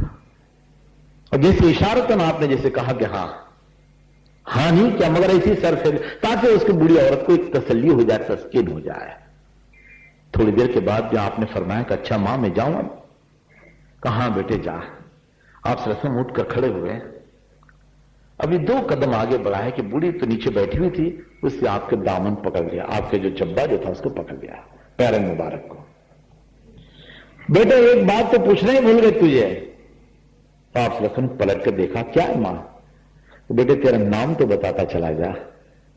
अब हुजूर पाक सलसम फरमाते, मां मैं वही मोहम्मद जिसको दुनिया गालियां दे रही है, मैं वही मोहम्मद जो लोगों को हक की राह बता रहा है, मैं वही मोहम्मद जिसने खुदा के किताब के ऊपर बाकायदा अमल करने का हुक्म दिया। मैं एक मजहब लेकर आया हूं जो हक और सच्चाई की बात पेश करता है। बस इतना कहे, आपका फरमाना था। वो यहूदी औरत रोने लगी और कहती है, खुदा की कसम अगर तू मोहम्मद है सल्लल्लाहु अलैहि वसल्लम तो मेरे सारे यहूदी झूठे हैं, इसलिए कि तेरा अमल वो कहता है कि तू हकीकत में पैगंबर होने के काबिल है। अब मैं मर जाऊं उसके पहले तू मुझको कलमा पढ़ा दे और मुसलमान हो गए। अखलाक का ये ऊंचा मियार दुनिया में किसी के पास हो तो बताओ तुम। और आपकी मुकद्दस जिंदगी से जिन जिन लोगों ने जो कुछ भी लिया कामयाब हो गए। मैं 4 सहाबी के वाकयात, एक एक वाकयात आपके सामने पेश करूंगा, और वो वाकयात के जो आमतौर पर तकरीरों में बयान नहीं होते, मगर इंशाअल्लाह आपको ये 4 सहाबी के बारे में समझ में आ जाएगा। आज मेरा मकसद ये खुदा जानता है, आज तक अल्हम्दुलिल्लाह तकरीबन 15 साल से मैं तकरीर करता हूं। अल्लाह की ये शान है कि आज तक मैंने किसी के खिलाफ मैंने एक लफ्ज तक नहीं कहा, इसलिए कि सबसे ज्यादा गिरा पड़ा तो मैं हूं। मैं किसी को भला क्या बुरा भला कहूं, इसलिए मैं किसी का बुरा भला नहीं कहता। मगर कहीं 2 मुसलमान में झगड़े होते तो ये भी मुझसे बर्दाश्त नहीं होते। आज शिया सुन्नी के झगड़े, सुन्नी भाइयों के अंदर आपस में झगड़े, वक्त कैसा है आज? दुनिया की कौमें एक हो रही है और हम है कि जो तोड़कर अलग कर जा रहे हैं। नबी पाक सल्लल्लाहु अलैहि वसल्लम ने 4 कबीले जो आपस की दुश्मनी पर थे सबको एक फरमाजा, एक प्लेटफॉर्म पर लेकर आए। हजरत आयशा सिद्दीका के ऊपर जो इल्जाम लगा था, वहां से जब वापस आ रहे थे रास्ते में यही अब्दुल्लाह इब्न उबई ने एक फसाद लगा दिया था। अंसार और महाजिरीन के बीच में जंग चली, तलवार निकली। आप रस्म को पता चला तो दौड़ कर गए, तलवार के बीच में हाथ डालकर आपने फरमाया, क्या कर रहे हो? जिस बात को मैंने अपने खून से सींचा है, क्या उसको तुम बर्बाद करना चाहते हो? आज भी उसी हदीस, उसी अल्फाज को आप याद फरमाइए। अल्लाह के रसूल सल्लल्लाहु अलैहि वसल्लम ने अपने खून से, खुदा की कसम खून से इस बात को सींचा है जिसका नाम इस्लाम है। इस दरख्त के छांव के नीचे इस बाग के अंदर बैठकर इसकी खुशबू लेने की जरूरत है या इसके फूलों को रेंगने की जरूरत है? आज मुसलमान का दुश्मन, भाई भाई के साथ दुश्मनी करे। एक हिंदू मारवाड़ी साहब थे, जिस जमाने में मैं डोंगरी पर रहता था, कालवादीप इनकी चाय की दुकान थी। मेरे घर के सामने एक साहब रहते थे, वो कुछ अमलियात तावीजात को जानते थे। शायद इसमें हमारे इस्माइली भाई बैठे हैं, शायद उनको कोई जानता हो। जुम्मा भाई लाइट वाला उनका नाम था, कच के थे वो। उनके अक्सर ये बहस शिया सुन्नी की होती थी सहाबा किराम के बारे में। एक शिया साहब, एक सुन्नी साहब, दोनों की बहस चल रही है, एक दूसरे के खिलाफ बोल रहे हैं। बात जब बड़ी तो मारवाड़ी ने कहा कि नहीं, मेरी समझ में एक बात आई कि मैंने भी कुछ थोड़ी स्टडी की आपके इस्लाम की। उसे कहा कि हमारे गांव की तरफ ये कानून है कि घर का हर जो मकान होता है, उस मकान के आगे एक तुलसी का एक दरख्त लगाया जाता है। इसको हम बहुत पवित्र मानते हैं। हिंदू भाइयों की बात कह रहा हूं मैं। उसको रोज पानी डालते, रोज उसकी पूजा करते हैं। घर के अंदर हिंदू भाइयों के, आप भी जब जो गांव के लोग हैं जहां हिंदू भाई लोग रहते हो, आप देखें उसे घर में एक मिट्टी का एक कुंडी जैसा बनाया होगा घर के बीच में, सहन में जो मिट्टी कच्ची हो वहां, उसमें कुछ तुलसी के पौधे होंगे। वहां बहुत इज्जत से देखते हैं उसको। का एक दिन मैं ऐसे साहब के यहां गया, ब्राह्मण साहब से, उसका तुलसी का दरख्त था। मैं उनके यहां कुछ हिसाब किताब लेन देन थी तो मैं गया। उसका भी खेती का कामकाज था और मैं माल बेचता था। अचानक गाय आ गई वहां। गाय को भी ये लोग बहुत बड़ी मानते हैं, इज्जत देते हैं उसकी। गाय ने आकर उस तुलसी के ऊपर मुंह डाल दिया और उसको खींचने लगी। अब वो औरत जो थी उसकी चीखे पुकार मारने लगी, वो कहती अरे क्या होगा, तुलसी को खा जाएगी। तो ब्राह्मण जो था उठा के मारने का, तो उसकी बीवी ने कहा खबरदार मत मारना, अगर गाय की मारोगे तो गौ हत्या लगेगी, और अगर नहीं मारते तो तुलसी खा जाती है। वो मारवाड़ी कहते कि ब्राह्मण ने मुझे कहा कि मैंने थोड़ी देर ये सोचा, इसमें खुद ईश्वर को कहा कि इसमें भी तेरा वास है, इसमें भी तेरा वास, ये दोनों कुछ भी करते तू जान, मैं तो कोने में बैठ जाता हूं। समझ में आए? आपके समझ में कुछ आता है? अगर सिद्दीक अकबर को भी कहते हो तो खुदा का ये पैगंबर का साथी है, अगर उमर को कहते हो तब भी, अली से कहते हो तब भी, जिन्होंने हुजूर सल्लल्लाहु अलैहि वसल्लम को अपनी निगाहों से देखा था उनके साथ में शरीक हुए हैं। अब ये इख्तिलाफ किस बात का? एक मारवाड़ी समझ रहा है कि ये सब एक हैं और हम कहते कि दूसरे हैं। मतलब कहने का कि इन चारों साहबी के बारे में एक एक वाक्य मैं आपको बता दूंगा। सिद्दीक अकबर का एक वाक्य सुन लीजिए आप, और हजरत उमर का भी इसके साथ जुड़ा हुआ। जिस जमाने में सिद्दीक अकबर रज़ियल्लाहु ताला अन्हु का इंतकाल हो गया, आपकी वफात के बाद जब खिलाफत का दौर उमर इब्न खत्ताब रज़ियल्लाहु ताला अन्हु के हाथ में आया, तो आप सिद्दीक अकबर के घर पे गए। घर जाकर पूछा कि सुबह से शाम तक का इनका अमल कौन सा था। तो घर वालों ने जो कुछ था वो खिलाफत के मौके पर जो किया करते थे सब बता दिया, और कहा कि एक अमल हमारी समझ में अभी तक नहीं आया, वो क्या करते थे हमें नहीं मालूम, मगर इतना था कि रात को तहज्जुद के वक्त उठते थे, फिर नमाज अदा करते थे, और उसके बाद में यह था कि वो अपने हाथ से हलवा बना लेते थे रात के वक्त। वो हलवा बनाकर हमारे घर की सिमत सामने से बिल्कुल चले जाते थे, और हमें साफ तौर पर मना किया था कि खबरदार मेरे पीछे कभी मत आना, कोशिश मत करना कि मैं कहां जाता हूं ये देखने की। उमर इब्न खत्ताब कहते हैं मैं भी जाके घर पे इस तरीके से मैंने हलवा बनाया रात के वक्त, मशाल हाथ में ली कि जहां पे जाने के बाद बिल्कुल अंधेरा था, वैसे तो रात थी अंधेरा ही था, मगर ऐसे मालूम होता कि अब इससे आगे जाने की कोई जगह नहीं। पगडंडी का रास्ता भी खत्म हुआ था, पत्थर की एक चट्टान थी, उसके बाजू में एक दरख्त था, उस पर मशाल को मैंने इस तरह लगाया कि ताकि अंगार वगैरह न लग जाए, बस उसको लगा दी मैंने। और वहां पर मैं आसपास देखने लगा तो वहां कोई शख्स नजर नहीं आता कि ये आखिर किसको खिलाने के लिए हलवा लेकर जाते थे। उस पत्थर के पास बैठकर मैं खुदा से दुआ मांग रहा हूं, इतने में किसी की सिसकियों की आवाज मेरे कान पर पड़ी। पत्थर की चट्टान पर चढ़ के पलट कर देखा तो पीछे हिस्से में मैंने देखा कि एक शख्स है जिसको जुजाम की बीमारी, रक्तपीत जिसको कहते हैं, लेप्रेसी, उसके हाथ सब निकल चुके थे, उंगलियां,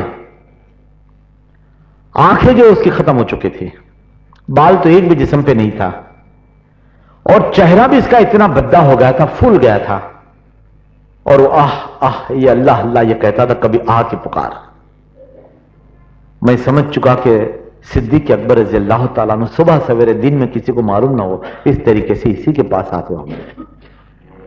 वो हलवे का बर्तन लेके मैं भी नीचे उतरा, सलाम की, मगर शायद उसको बहुत ऊंचा सुनते होंगे तो जवाब नहीं दिया उसने। मैं समझा जवाब दिया, तो मैंने ऐसा किया कि हाथ में से उठाकर एक लुकमा लेकर उसके मुंह के पास लेकर आया। जैसे मुंह के पास मैंने लुकमा रखा कि उसे मुंह तो खोला, मगर उसे चीख मार दी कि मालूम होता है कि आज सिद्दीक नहीं, कोई उसकी जगह पर कोई और आया है। उमर इब्न खत्ताब कहते कि भाई तुम्हें कैसे मालूम हुआ कि सिद्दीक नहीं है? कहा मेरे पूरा होठ, मेरी जबान सब जख्म से चूर है, और आज मालूम होता है ऐसे शख्स के जिससे अपनी उंगलियों से खिलाया। तो कहा सिद्दीक क्या करते थे? कहा सिद्दीक को यह मालूम था कि इतना जख्म है मेरा, तो वो एक लुकमा अपनी जबान पर रखते थे, वो जबान से मुझको खिलाया करते थे। उमर इब्न खत्ताब ने कहा खुदा की कसम मैं अक्सर चाहता था कि सिद्दीक से मैं अमल में बढ़ जाऊं, मगर खुदा की कसम सिद्दीक के बराबर में हो नहीं सकता। उमर इब्न खत्ताब ने फिर ऐसे ही खिलाया उसको, मगर उस शख्स ने सिद्दीक अकबर की जुदाई बर्दाश्त न हुई, दूसरे के तीसरे दिन ही इंतकाल कर गया। آج دنیا کی اتنے بڑی بڑی کتابیں لکھی ہوئی فلسفے کاروں نے، انسانیت کا مذہب بھی بہت کافی، لوگ کہتے کہ ہمارے پاس انسانیت کا مذہب ہے۔ اگر ایک مثال ایسی کو لا کر بتا دے کہ جس کے اندر کسی قسم کا شک نہیں ہے، زبان سے لیپریزی اور باقاعدہ جزام والے انسان کو اس طرح سے کھلانے والا اگر دنیا میں کوئی شخص ہو تو لاؤ بتاؤ، خدا کی قسم اس کتابوں کے چھاننے کے بعد میں آپ کو ایک مثال ایسی مل نہیں سکتی۔ یہ حالت ہے۔ حضرت عثمان رضی اللہ تعالیٰ عنہ، ان کی حیا اور شرم کے بارے میں تو خود رسول پاک صلی اللہ علیہ وسلم، اور ہم خطبے میں ہم پڑھتے ہیں، سنتے ہیں۔ ایک ہی واقعہ مختصر آپ کو بتا دوں۔ بغل کے حصے میں ان کو ایک پھوڑا ہوا، نبی کریم صلی اللہ علیہ وسلم کی خدمت اقدس میں ایک دن بیٹھے تھے، بہت درد تھا، آنکھ سے پانی جا رہا ہے۔ اللہ کے رسول صلی اللہ علیہ وسلم نے سوال کیا، عثمان آج تمہارے چہرہ بالکل اداس معلوم ہوتا ہے کہ سرکار ذرا درد ہو رہا ہے، کیا ہوا؟ تو کہا پھوڑا ہوا ہے۔ کہاں ہے؟ اب لفظ بغل کہنے کے لیے ان کو حیا اور شرم آتی تھی، تو آپ نے یہ کہا کہ سرکار میرے کندھے کے نچلے حصے کے اندر مجھ کو پھوڑا ہوا ہے۔ یہ حیا اور یہ شرم تھی رسول پاک صلی اللہ علیہ وسلم کے صحابہ کرام کے اندر۔ جب انسانیت کی یہ باتیں کرنے والے، یہ تہذیب اور تمدن کے نام کے ڈنڈے پیٹنے والے اور باقاعدہ اپنی عزت و شان و شوکت کو بتانے والے لوگ، ان کے سامنے ایک ہی واقعہ رکھ دو تو انسانیت آ کر قدم چومنے لگ جاتی ہے۔ کوفے کا واقعہ ہے۔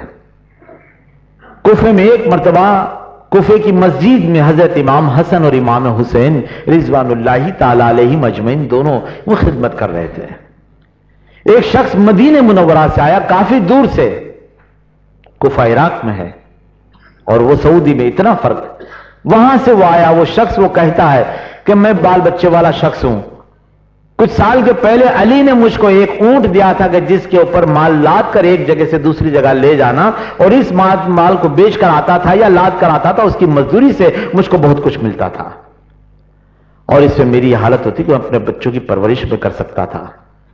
مگر آج طوفان ایک ہوا ریگستان میں اور اس کے اندر میرا اونٹ مر گیا، مجھے دوسرے اونٹ کی ضرورت ہے۔ حضرت علی کرم اللہ وجہ تو وہاں موجود نہیں تھے۔ امام حسن نے فرمایا ایک کام کرو، آپ تھوڑی دیر تشریف رکھیے، ہم جا کر آپ کے لیے کچھ کھانے کا بندوبست کرتے، اتنی دوری سے آپ آئے ہیں تو کھانا وانا کھا لیجئے، اس کے بعد میں آپ کو اونٹ کا بھی بندوبست کروا دیتے ہیں۔ حضرت علی کرم اللہ وجہ وہاں سے باہر سے آنے والے ہی تھے، اتنی دیر میں کھانا پک کر آ گیا۔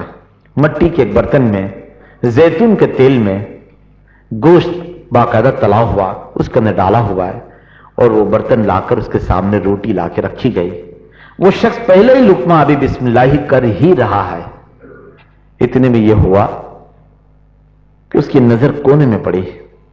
کونے میں ایک ضعیف العمر ایک شخص، مٹی کے ایک برتن میں پانی ہے، جو وہیں سے سامنے سے حوض میں سے لے کر آئے، پانی کے اندر روٹی ڈبا ڈبا کے وہ کھا رہے۔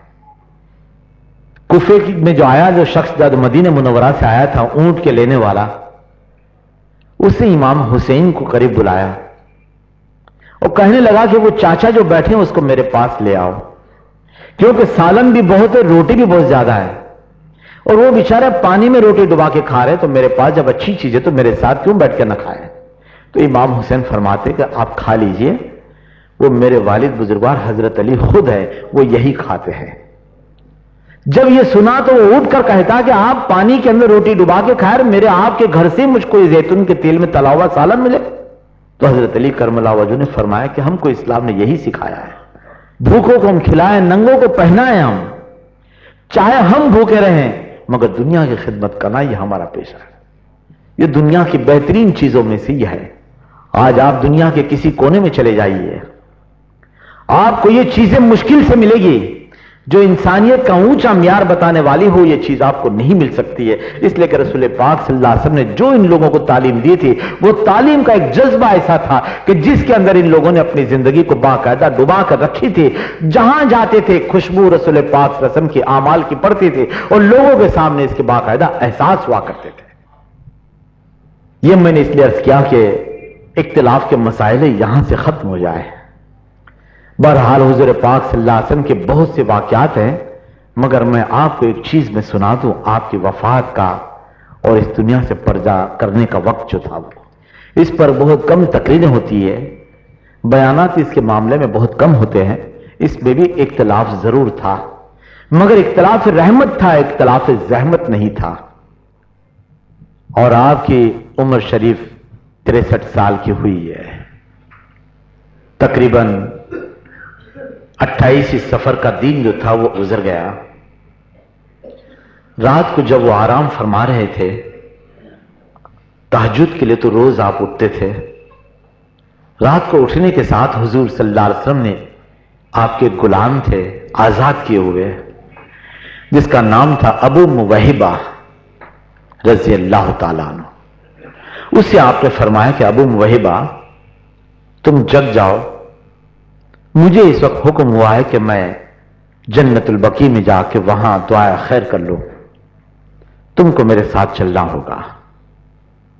इतना कहकर रसूल पाक सल्लल्लाहु अलैहि वसल्लम ने उनको भी अपना साथ लिया। जन्नतुल बकी में पहुंचे और वहां जाने के बाद में नबी करीम सल्लल्लाहु अलैहि वसल्लम दुआ खैर की, जो इस दुनिया से इंतकाल कर चुके थे, वफात कर चुके थे। उसके बाद आप घर पे तशरीफ लाए। हुजरे शरीफा में जिस वक्त आए तो हज़रत आयशा सिद्दीक़ा रज़ियल्लाहु ताला अन्हा का वो मकान था। वहां पर आने के बाद में नबी करीम सल्लल्लाहु अलैहि वसल्लम ने देखा कि आपको कुछ सर में हल्का सा दर्द शुरू हुआ। हजरत आयशा सिद्दीक़ा के आंख सर में भी उस वक्त दर्द था, वो भी सर पे पट्टी बांध कर बैठी हुई थी। इस हालत में भी हजरत आयशा को नबी पाक सल्लल्लाहु अलैहि वसल्लम ने मजाक में पूछा, क्योंकि आपका दर्द बढ़ रहा था, क्या हुआ आयशा तुम्हें? तो कहती कि सरकार सर में बहुत दर्द है। तो नबी पाक सल्लल्लाहु अलैहि वसल्लम फरमाते हैं, मजाक किया आपने, अच्छा ही तो है, अगर आज तुम्हारा इंतकाल हो जाए तो मेरे कंधे पे सवार होकर तुम जाओगे, इससे ज्यादा और खुशकिस्मती और क्या चाहिए। मगर नबी पाक सल्लल्लाहु अलैहि वसल्लम ने इस मामले में भी आपने नहीं बताया कि तुमसे ज्यादा सख्त दर्द मुझे हो रहा है। 2-3 दिन के बाद में हजरत मैमुना का बारी थी, हुजूर वहां पे गए। अब आपको कभी बुखार चढ़ती है, कभी उतरती है, कभी सर में दर्द इतनी जोर का बढ़ जाता है कि बर्दाश्त के काबिल नहीं। असल में खैबर के मौके के ऊपर एक यहूदी औरत ने आपको जहर जो दिया था, उसी के असरात थे जो जिस्म के ऊपर फिर रहे थे, नसों में अब चल रहा था। अब रह रह कर इसके जहर का असर नजर आ रहा है। अल्लाह के रसूल सल्लल्लाहु अलैहि वसल्लम की जब तबीयत बहुत बिगड़ी तो आपने दूसरी जो उम्महातुल मोमिनीन में से जो खड़ी हुई थी, जो उनसे सवाल किया कि आज कौन सा दिन है? कहा गया कि फलां दिन। कल किसकी बारी है, परसों किसकी बारी है, ये पूछ रहे हैं।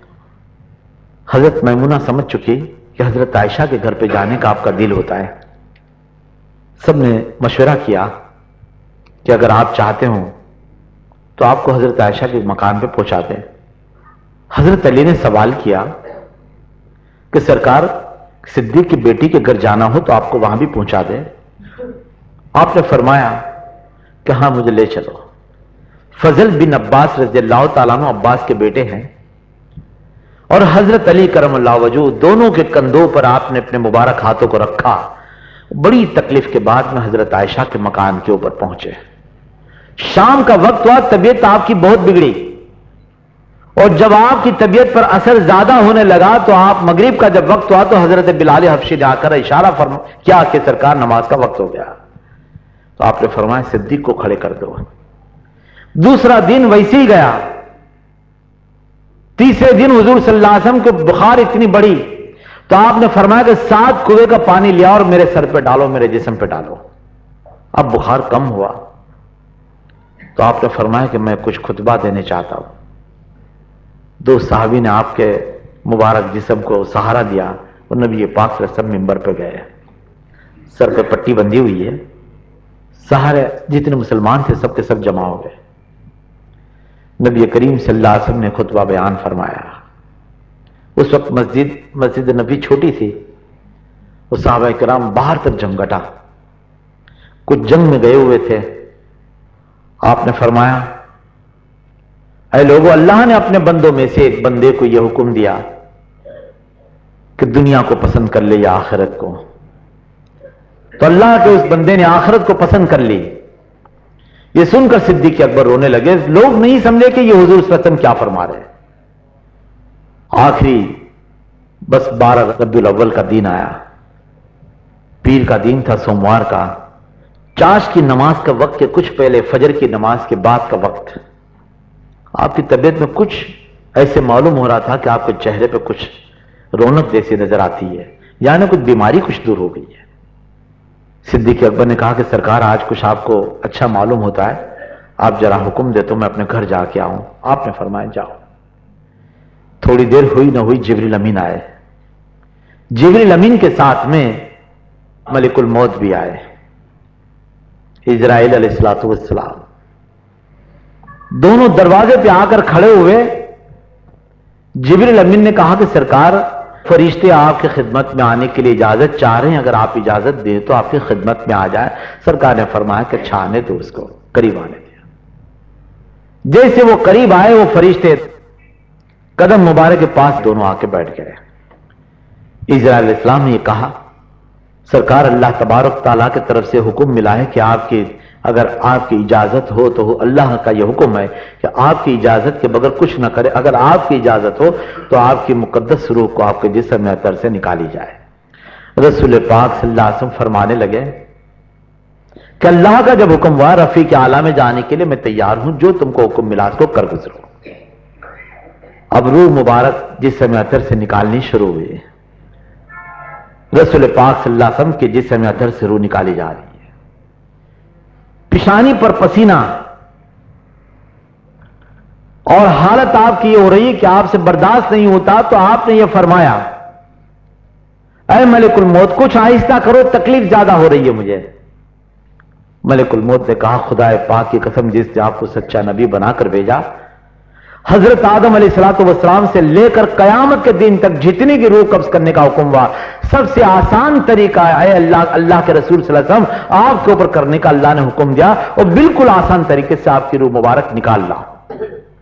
अल्लाह के रसूल सल्लल्लाहु अलैहि वसल्लम ने उस वक्त फरमाया कि अगर यही बात है कि आसान से आसान तरीका यह है कि मुझे तकलीफ हो रही है, तो जितनी तकलीफ देनी है मुझे दे दो, मगर मेरी उम्मत को इस तकलीफ से तुम बरी कर देना।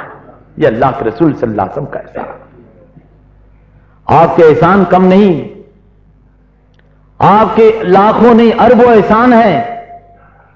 जब मेराज को गए कि नबी पाक सल्लल्लाहु ताला अलैहि वसल्लम जिस वक्त यहां से रवाना हुए और मस्जिद अक्सा में पहुंचे हैं, बहुत सारे नबियों से मुलाकात हुई। जिब्रील अमीन ने बताया कि आदम अलैहिस्सलाम ये फलां सबसे मुलाकात हो रही है। थोड़ी देर के बाद में देखा तो जिब्रील अमीन नजर नहीं आते। हुजूर ने फरमाया, जिब्रील कहां है? इतने में तो जिब्रील आ गए। कहां गए थे तुम? तो कहा, सरकार, अल्लाह का यह हुक्म था कि आज इतने नबी आपके पास मिले, आप सब लोगों से मुलाकात हुई है, तो 2 रकात नमाज शुक्रानी की पढ़ी जाए। तो इस गरज से कि अल्लाह ने मुझे हुक्म दे दिया कि आज 2 रकात शुक्राने की नमाज के लिए किसी इमामत के लिए किसी जो शख्स तुम्हें पसंद आ जाए, दुनिया के चारों कोनों में जाकर तलाश करके आओ, जो तुमको बेहतर मिले उसको तुम ले आओ। जिब्रील अमीन कहते हैं कि आज मुझे अल्लाह ने हक दिया है कि मैं जिसको चाहे इसका इमाम बना लूं। तो हुजूर मुस्कुरा कर देख रहे हैं, तो नबी पाक सल्लल्लाहु अलैहि वसल्लम का हाथ पकड़ के जिब्रील अमीन कहते हैं, सरकार, खुदाए पाक की कसम, आपसे बेहतर मुझे कोई नजर नहीं आता, आप इमामत की जगह पे आप खड़े हो जाइए। मेहराब के पास खड़े होकर नबी करीम सल्लल्लाहु अलैहि वसल्लम रोते हैं, कब मुझे तो अल्लाह ने सारे नबियों का इमाम बना दिया, मेरी उम्मत का क्या? अल्लाह जल्ल शानों की तरफ से हुक्म होता है कि महबूब सल्लल्लाहु अलैहि वसल्लम आप सारे नबियों के इमाम, और आपकी उम्मत दुनिया की जितनी कौम है सबके इमाम वो है। अब आप बताइए कि इतनी इज्जत ने आपको हमको दी। और मेराज के बारे में एक बुजुर्ग ने तकरीर के अंदर उन्होंने इस वाक्य को बयान किया था कि जिस वक्त हुजूर पाक सल्लल्लाहु अलैहि वसल्लम मेराज को गए, वहां पर कि जहां अल्लाह के रसूल सल्लल्लाहु अलैहि वसल्लम अल्लाह के सामने बैठे हुए हैं, जो तैयात हम पढ़ते हैं, अल्लाह जल्ल शानों के सामने हुजूर सल्लल्लाहु अलैहि वसल्लम बैठे हैं, और आपने अत्तहियातु लिल्लाहि व सल्वातु व तय्यबात आपने पढ़ा। मेरे जिस्म की, मेरी जबान की, मेरे पाक माल की जितनी तारीफ है अल्लाह तेरे लिए है, सब तेरे लिए। जब ये आपने ये फरमाया तो अल्लाह जल्ल शानहू की तरफ से हुक्म होता है, अस्सलाम अलैका अय्युन नबिय्यु व रहमतुल्लाह व बरकातुहू, ए नबी आप पर सलामती और रहमत हो।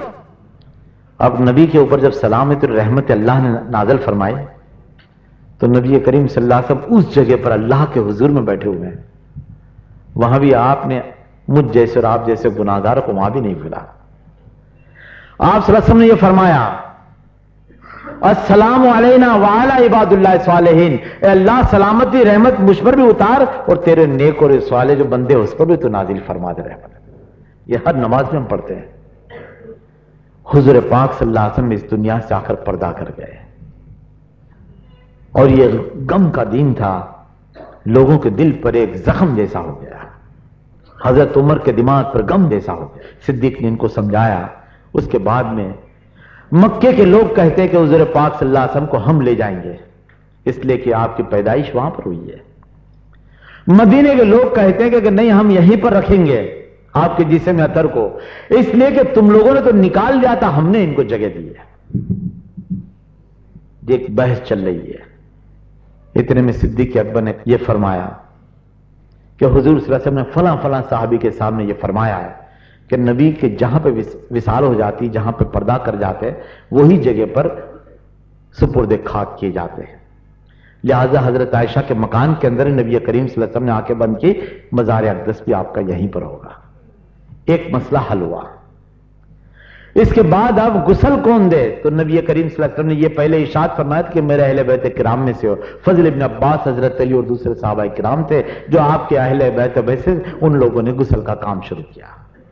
गुस्ल के लिए जब बैठे, पानी जो गर्म जो था वो जिसमें अथर पर डाल लें, तो कपड़ा निकालना कि नहीं निकालना, सवाल यह था कि नबी के जिस्म से कोई कपड़ा निकालना नहीं चाहिए, ऐसे ही गुस्ल दिया जाएगा। और फजल इब्न अब्बास रज़ियल्लाहु ताला अन्हु हजरत अली ने मिलकर आपके जिस्म अथर को गुस्ल देना शुरू किया। जो कपड़े गिल्ले हुए थे सूखे पहना कर गिल्ले कपड़े निकाल दिए गए। यमन के 3 कपड़े थे जिसमें अथर पर डाले गए और यही आपके कफन मुबारक जो कहें वो, और आपको मदफन करने के लिए सब तैयारी हुई। और सवाल ये पैदा हुआ कि आपकी जनाजे की नमाज कौन पढ़ाए? ये भी एक इख्तिलाफी मसाइल हुआ। फला पढ़ाए, फला पढ़ाए, फला। सिद्दीक अकबर ने फरमाया कि नहीं, इस वक्त अल्लाह के रसूल सल्लल्लाहु अलैहि वसल्लम से बढ़कर दुनिया में कोई हस्ती नहीं, कयामत के दिन तक, और ना आपके पहले कोई थी ना आपके बाद। इसलिए हुजूर सल्लल्लाहु अलैहि वसल्लम की इमामत जनाजे की नमाज की भी कोई नहीं कर सकता। सब अपनी अपनी नमाज पढ़ ले। मर्दों ने आकर अपनी पढ़ी, अहले बैत किराम ने पहले पढ़ी, उसके बाद मर्दों ने पढ़ी। जो बच्चे नमाज जानते थे उन्होंने भी आकर पढ़ी। यहां जनाजे की नमाज छोटे छोटे गांव में चले जाइए आप, तो वहां पर भी यह आलम है कि कई कब्रें ऐसी होगी, आप पूछ लीजिए तो वो कहेंगे बगैर जनाजे की नमाज के ऐसे दफन कर डाला, उनको जनाजे की नमाज तक नहीं आती। इस्लाम के अरकानों में से अरकान है। अगर कोई शख्स नमाज नहीं पढ़ता सब गुनाहगार बन जाते हैं। और कई लोग ऐसा, वहां बच्चों ने नमाज पढ़ी है, बच्चों ने नमाज पढ़ी है, और यहां तो बड़ी उम्र के हो जाते हैं मगर जनाजे की नमाज तक याद नहीं। जब तक मौलवी साहब ना आए नमाज ना पढ़े। और याद रहे ये सब सीखने की जरूरत है। इल्म के बगैर दुनिया बेकार है। दीन का भी इल्म चाहिए और दुनिया का भी इल्म चाहिए, दोनों इल्म की जरूरत है। अगर आपने सिर्फ दुनिया का इल्म खरीद किया और दीन को कमाने की कोशिश नहीं की, तो मौलाना जलालुद्दीन रूमी रहमतुल्लाह अलैह ऐसे आदमियों के लिए फरमाते हैं कि कश्ती में एक सवार बैठा, प्रोफेसर था, वो मैथ्स का प्रोफेसर था, गणित शास्त्री जिसको कहते हैं, बैठा हुआ। अब वो बेचारा आदमी जो था वो जब हले से लगा रहा था पतवार पकड़ के, जिंदगी पानी में गई। उससे कहा ठीक है होगा। थोड़ी देर के बाद तूफान हुआ। अब कश्ती ऊपर नीचे होने लगी। अब वो कहता है पतवार संभाल कर कि साहब आप तो कश्ती में बैठे हैं, मैं तो कोशिश कर रहा हूं बचाने की, मगर तूफान बढ़ जाए, अगर कश्ती उलट जाएगी तो आपको तैरने आता है कि नहीं? तो कहा तैरने तो मुझे नहीं आता। तो कहा हिसाब ना सीखने से मेरी आधी जिंदगी पानी में गई और तैरने नहीं आने से आपकी तो पूरी जिंदगी पानी में गई। हमारा हिसाब ऐसे ही है। जिस तरह आप चेक पर साइन करते हैं या नोट के ऊपर गवर्नर की, रिजर्व बैंक के गवर्नर की साइन को पहचानते हैं ना, जब तक उसकी साइन ना हो 1 रुपए की नोट भी चलती नहीं।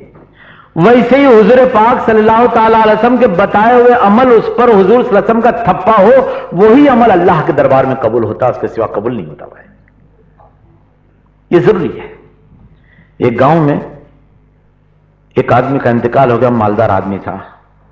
201 आदमी जमा हुए मैयत में। एक शख्स को जनाजे की नमाज आती थी, जरा जानता था वो। उसे देखा कि आज सब अच्छे अच्छे लोग आए, जनाजे की नमाज तो आती नहीं। अब उसे देखा, देखे इसमें से कितने को आती है। थोड़ी देर के बाद में जनाजा लाया गया, सब लोग खड़े हो गए। वो बोलता तुम पढ़ाओ, वो बोलता नहीं कासम भाई पढ़ाएंगे। कासम भाई बोले मोहम्मद भाई पढ़ाएंगे। मोहम्मद बोलते और उस्मान खड़ा, उसको बोलो वो पढ़ाएगा। अरे भाई जनाजे की नमाज पढ़ा लो, कोई भी आगे आ जाओ। तो एक दूसरे को धक्के मार मार के आगे कर रहे हैं। तो जिसको आती थी उसने ऐलान करके कहा भाई तुमको किसी को नहीं आती क्या? तो सबने चेहरा झुका लिया, सर झुका लिया। तो वो कहा भाई मुझे भी नहीं आती, जानबूझ के झूठ कहा उससे। करीब में गांव है, वहां से मस्जिद इमाम साहब को लेके आता हूं मैं, फिक्र मत करो। एक साइकिल ली, लेके निकले वो। अब वो मस्जिद तो दूर थी, रास्ते में एक फकीर जा रहा था, सलाम की। उससे कहा मियां साईं आपको नमाज जनाजे की? तो बोले भाई तो हम तो कफन बांध के फिरते हैं, आती है हमको। तो बोले ये रास्ते में ऐसा मामला, ऐसा हादसा गुजरा कब्रिस्तान में, आप चलिए वहां पे आप पढ़ाएंगे नमाज। तो बोले हाँ चलो। सीट पे बिठा दिया, डबल सीट पे चले। और साइकिल पे जा रहे हैं।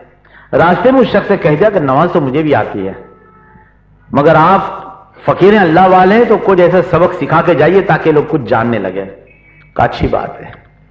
अब वो साईं ने कहा कोई बात नहीं, ऐसा सबक सिखाओ कि भी जिंदगी भर याद करें। आगे खड़े हो गए, भाई चलो सफे सीधी कर लो। सबने सफे सीधी की, सफे खड़ी हो गए और अल्लाहु अकबर करके बांध दी नियत। सबने हाथ बांधा। अब वो साईं बिल्कुल खामोश खड़े हैं।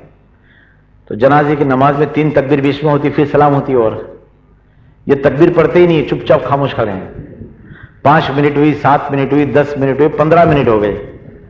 अब किसी को धंधा दुकान खोलनी होगी है, तो उससे बोला है साईं अभी जल्दी नमाज खत्म करो। अब उस साईं ने कहा दिल में तो ठीक है, जल्दी से फिर नमाज से पढ़ा ली। जैसी सलाम हुई उसके बाद में लोगों की तरफ पलटा तो वो कहने लगा अरे इतनी देर हमने कई जनाजे की नमाजें पढ़ी है, 2 मिनट 3 मिनट 20-20 मिनट तक ऐसी कैसी नमाज पढ़ी आपने? तो फकीर ने कहा मियां आप 200 आदमी इधर आए हो, इसमें आप लोग को आती किसको जनाजे की नमाज? बोले नहीं आती। तो अभी तुमको सबको मरना तो है, मैंने तुम्हारी सबके एक साथ पढ़ा डाली है।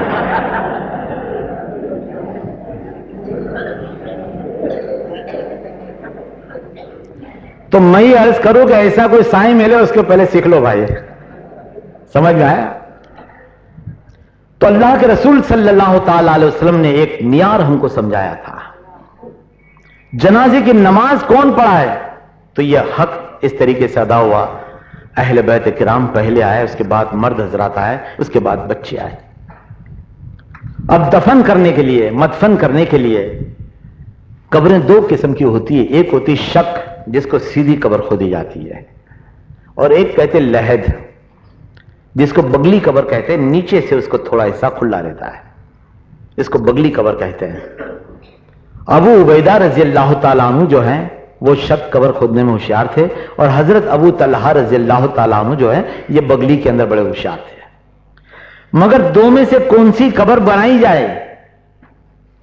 सिद्दीक अकबर ने कहा कि मैंने इसका भी फैसला कर लिया है कि मैंने 2 आदमी को मदीने मुनव्वरा में, तलहा इस तरफ रहते हैं और उबैदा इस तरफ रहते हैं, मैंने 2 शख्स को अलग अलग भेज दिया, जिसको अल्लाह जल्दी भेजेगा उसका हक पहला। और हुआ भी वैसे ही। अबू तलहा रजी अल्लाह ताला अन्हु आए, लहद खोदी गई और नबी पाक रस्म को बाकायदा उतारे गए। और वो एहसान नबी करीम सल्लल्लाहु अलैहि वसल्लम के हम पर और आप पर है। मैं बार बार कहता हूं कि रजा हुजूर पाक सल्लल्लाहु अलैहि वसल्लम जिस वक्त दुनिया में तशरीफ फरमाए हुए थे, उस वक्त मुशरिकों ने आपको परेशान किया, मक्के के और मदीने के लोगों ने, और यहूदियों ने आपको परेशान किया। और अब अल्लाह के रसूल सल्लल्लाहु अलैहि वसल्लम मज़ार अक़दस में आराम फरमा रहे, खुदा की कसम मुसलमान झगड़ कर हुजूर पाक सल्लल्लाहु अलैहि वसल्लम को अब परेशान कर रहे हैं। अगर किसी के पास दिल हो, किसी के पास आंखें हो, वो कि जो हुजूर सल्लल्लाहु अलैहि वसल्लम को देख सकती है, اور وہ کان کے جو حضور صلی اللہ علیہ وسلم کے الفاظوں کو سن سکتی ہے، مزار اقدس سے آج بھی آواز آئے گی کہ تمہارا یہ فتنہ مجھ کو پسند نہیں۔ مسلمان کو چاہیے کندھے سے کندھا ملا لے، مسلمان کو چاہیے کہ وہ فسادوں کو دور کر دے۔ آج دنیا کہیں سے کہیں نکلی چلی جا رہی ہے، آج دنیا کہاں سے کہاں چلی جا رہی ہے، اور آج دنیا کے ہر مذاہب کے اندر لوگوں کے اندر ایک باقاعدہ ایک انقلاب پیدا ہو رہا ہے، اور تم سوئے پڑے ہو، سوچتے ہو تم دنیا کے معاملات کو اور آخرت کی طرف نگاہ رکھتے ہو، کہاں سے کام ہوگا تمہارا؟ آج یہ وقت ہے کندھے سے کندھے ملا کر دین کو سمجھنے کی کوشش کریں۔ ہمارے ہزاروں نے لاکھوں انسان ایسے ہیں کہ جن کو رات کو شراب کے بغیر نیند نہیں آتی، لاکھوں انسان ایسے ہیں کہ جن کو جوا کھیلے بغیر نیند نہیں آتی، لاکھوں انسان آپ کو ایسے ملیں گے کہ جن کو برائیوں کے راستے آج بھی ان کے کھلے ہوئے ہیں۔ آج یہ ساری چیزوں کو مٹانے کا کام صرف علماء دین کا نہیں، مسلمانوں یہ تمہارے سر پر بھی ذمہ داری ہے۔ اگر اس امت کے بچوں کو اگر تم دیکھنا چاہتے ہو کہ یہ بھی دوسری قوم کے ساتھ کندھے کے کندھے ملا کر کھڑے رہیں، اگر تم چاہتے ہو کہ ان کے بھی اچھے مکان ہو، تم چاہتے ہو کہ ان کی بھی اچھی عزت ہو، تم اگر چاہتے ہو کہ آج ان کے لیے بھی ایک اچھا وقت آ جائے جس میں اللہ بھی راضی ہو جائے، اس کے رسول صلی اللہ علیہ وسلم بھی راضی ہو جائے، تو آج ہم کو جگنا پڑے گا، دین کی محنت کرنی پڑے گی، آخرت کی محنت کرنی پڑے گی۔ یہ مت سمجھو کہ آج تم سو جاؤ گے تو خدا تم کو معاف کر دے گا، آج تمہارے پاس دن نہیں، تم دن کو تکیے کے نیچے رکھ کر سوئے ہو، مگر یاد رہے کہ اس کا چوری ہو جانا اندیشہ ہے اس کا۔ تمہارے دل کے اندر جب تک دین کی محبت پیدا نہیں ہوتی ہے اس وقت تک خدا تم کو معاف نہیں کرے گا، کیونکہ رسول پاک صلی اللہ علیہ وسلم نے اپنے دندان مبارک کو اسی لیے توڑوائے، اللہ کے رسول صلی اللہ علیہ وسلم نے پیشانی پر پتھر اسی لیے کھائے، دنیا کی گالیاں آپ صلی اللہ علیہ وسلم نے اسی لیے کھائی ہے کہ میری امت اچھی طرح سے رہے۔ آپ نے سارے راستے ہم کو بتا دیے، مگر اس راستے پہ چلنے کے لیے ہم تیار نہیں، ہم لوگ آپس کے جھگڑوں کی وجہ سے ایک دوسرے کو گالیاں دیتے ہیں۔ آج ہمیں یہ چاہیے کہ قرآن کی تفسیر کو ہم سمجھنے سیکھیں، حدیثوں کی باتوں کو ہم سمجھنے اور جاننے سیکھیں۔ ہماری اولاد کو فلموں کے گانے جتنے یاد ہیں، کاش کہ اتنی صورت یاد ہوتی تو خدا کی قسم تمہارے گھر میں نور برسنے لگتا۔ آج ہماری عورتیں جس طریقے سے بازار میں بے پردگی سے جاتی ہے، اگر ان کے پاس ایمان کا نور ہوتا تو ان کے چہرے پہ نور نظر آتا۔ آج تمہاری اولادوں کے اندر نافرمانی زیادہ ہے، اس کی وجہ یہ ہے کہ تم خدا کے نافرمان ہو، تمہاری اولاد تمہاری نافرمان ہو چکی ہے۔ آج تمہاری عورتیں اگر غلط راستے پہ چلی جاتی ہے تو یہ تم خیال نہیں کرتے کہ تم نے بھی اللہ کے رسول صلی اللہ علیہ وسلم کے راستے کے بتائے ہوئے راستے پہ تم نہیں چلے، تم غلط راستے پہ چلے تو عورتیں اور راستے پہ چلنے لگی۔ آج تمہیں چاہیے کہ زندگی کے آخری مقصد کو سمجھ لو، تمہیں چاہیے کہ آج آخرت کی تیاری کر لو۔ کوئی وقت کہہ کر نہیں آتا کل کیا ہو جائے، ایٹم کا زمانہ ہے، ہو سکتا ہے کہ رات کو جنگ اور صبح سب کے سب ختم ہو جائے، ہو سکتا ہے کہ کوئی وبا پھیلے اور انسان ختم ہو جائے، ہو سکتا ہے کوئی فساد اور انسان ختم ہو جائے۔ دنیا کے کسی ملک کے اندر آج امن نہیں ہے، چین نہیں ہے۔ مسلمانوں تمہارے عمل کی وجہ سے قرآن میں اللہ نے فرما دیا ہے کہ مسلمانوں جو تکلیف اور آسانی پیدا ہوتی ہے یہ تمہارے اعمال کی وجہ سے، اگر ہمارے اعمال اچھے ہوں گے تو دنیا میں امن قائم ہوگا۔ آج امن نہیں ہے، اس کی وجہ یہ ہے کہ اختلاف ہم میں زیادہ، فساد ہم میں زیادہ، ہمارے اندر جہالت زیادہ ہے، ہمارے اندر نفاق زیادہ ہے، اور اسی لیے مصیبت کے اوپر مصیبت کو جھیلتا چلا جا رہا ہے، اور اس کی وجہ یہی ہے کہ ہم نے اپنے اعمال کو خراب کر دیا۔ آج رسول کریم صلی اللہ علیہ وسلم کے راستے پہ چلنے کے لیے تیار نہیں ہے، ہم لوگ اپنی منمانی کرنے کے لیے تیار ہیں۔ آج کتابیں اٹھا کے دیکھ لو، تمہاری اس کتابوں کے اندر جو مذہب کی کتابوں کے جو واقعات بیان کیے گئے اس میں سے ایک بچے کو واقعہ بتاؤ، اس کو ایک واقعہ اس کو معلوم نہیں۔ آج اسلامی کیلنڈر کے جتنے نام رکھے گئے ہیں، جس کو رمضان کہتے ہو، محرم کہتے ہو، یہ کس نے نام رکھے؟ آج تم کو اس کا پتہ نہیں ہے کہ کس نے نام رکھے ہیں۔ تمہیں یہ نہیں معلوم، تمہارے اولاد کو یہ نہیں معلوم کہ اللہ کے رسول صلی اللہ علیہ وسلم کے والد کا نام کیا تھا اور آپ کی والدہ محترمہ کا نام کیا تھا۔ آج تمہیں یہ نہیں معلوم کہ ہجری سن کیا ہے اور نبوی سن کیا ہے، یہ تمہاری اولاد کو تم کو بھی نہیں معلوم۔ آج تمہیں نہیں معلوم کہ نماز کے اندر کبھی جمعے کے دن چلے تو جاتے ہو مگر اتر کیوں لگانے کا حکم ہے۔ تمہیں یہ نہیں معلوم کہ مسواک کرنے کا حکم کیوں دیا گیا۔ تمہیں یہ نہیں معلوم کہ راستے سے چلتے پر سڑک پہ چلتے ہو تو اس کے راستے کا حق کیسے ادا کیا جائے۔ تمہیں یہ نہیں معلوم کہ کھاتے وقت کون سی دعا پڑھنی چاہیے۔ تمہیں یہ نہیں معلوم کہ دنیا کے معاملات کو ادا کرتے وقت کس طرح اور کیسے کرنے چاہیے۔ یہ ساری چیز ہمارے اور آپ کو سیکھنے کی ضرورت ہے۔ اگر اس کو نہیں سیکھے تو خدا کی قسم پہلے بھی کہہ چکا ہوں، آج پھر کہتا ہوں کہ کبھی ایسے محرم کے دنوں کے اندر یا ایسے بڑے دنوں کے اندر ہمارے ماں باپ کی قبروں پہ جا کر کبھی ہم کھڑے ہو جا کر دعا خیر کر لیتے ہیں۔